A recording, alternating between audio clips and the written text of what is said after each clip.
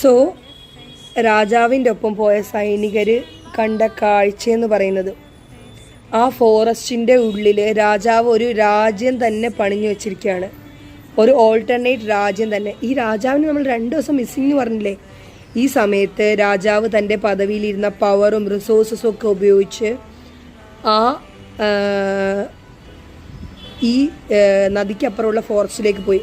അപ്പോൾ കുറേ സൈനികരും കുറേ രാജ്യത്തെ വെപ്പൺസും ഒക്കെ പോകുമ്പം അവിടെയുള്ള വന്യമൃഗങ്ങളെയൊക്കെ, എന്നിട്ട് അവിടെ സ്കൂളുകൾ, അവിടെ താമസിക്കാനുള്ള സൗകര്യങ്ങൾ എല്ലാം ഒരു പാരലൽ രാജ്യം തന്നെ, ആദ്യത്തെ രാജ്യത്തിനേക്കാളും ഭംഗിയായിട്ട്.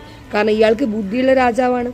സോ അയാൾ ചിന്തിച്ച് അയാളുടെ റിസോഴ്സൊക്കെ യൂസ് ചെയ്ത് അടിപൊളി ഒരു രാജ്യം അവിടെ ബിൽഡ് ചെയ്ത് വെച്ചിരിക്കുകയാണ്. ഓക്കെ, സൈനികരിങ്ങനെ അതിശയിച്ചു പോയി. സോ 3 രാജാക്കന്മാരാണ് നമ്മുടെ മുന്നിലുള്ളത്.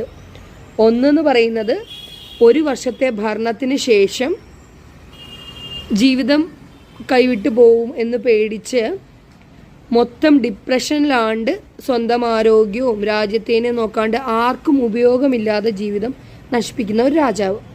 രണ്ടാമത്തെ രാജാവ് എന്ന് പറയുന്നത് എന്നാൽ രാജപദവി കിട്ടി, മാക്സിമം അങ്ങോട്ട് യൂട്ടിലൈസ് ചെയ്ത് എൻജോയ് ചെയ്ത് കളയാമെന്ന് വിചാരിച്ച് ആ ലക്ഷൂറിയസ് ലൈഫ് അങ്ങ് ജീവിച്ച് സമയം തള്ളിക്കളയുന്ന രാജാക്കന്മാർ.